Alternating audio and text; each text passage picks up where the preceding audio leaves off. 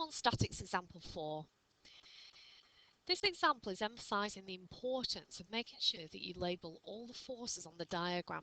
The previous 3 examples that we've done all had all the forces already labelled for us, but sometimes we get a description of a situation and we have to make sure that we've got all the forces in the correct places. So we've got a particle of mass 3 kilograms held in equilibrium, so we know all the forces balance, by 2 light inextensible strings. One of the strings is horizontal, you can see that here, and the other is inclined at 45 degrees to the horizontal. The tension in the horizontal is P newtons, and the tension in the other string is Q newtons, and we've got to find the values of P and Q. Now at first it looks like they've drawn the picture for us and we can just resolve. However, this is being held in a vertical plane. We know that because one string is horizontal, so that's this one, and one is at an angle to the horizontal. So we're talking about a vertical plane, and anytime an object is held vertically, we must remember that its weight will be acting downwards. So you must check the diagram and make sure all the forces are on there. Once we've done that, it's fairly straightforward. Usual thing, we're working out P and Q.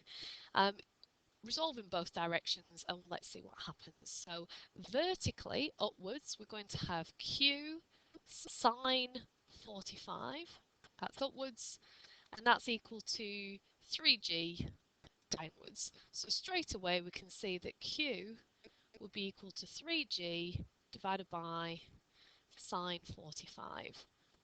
And working that out gives you 42 newtons to 2 significant figures. I've had to do 2 significant figures, remember, because we're using a value of G to be 9.8, and that is only accurate to 2 significant figures, so you can't give an answer any more accurate than that. However, do keep that value in your calculator, because when we resolve horizontally, we are going to be involving Q, so we need the full value.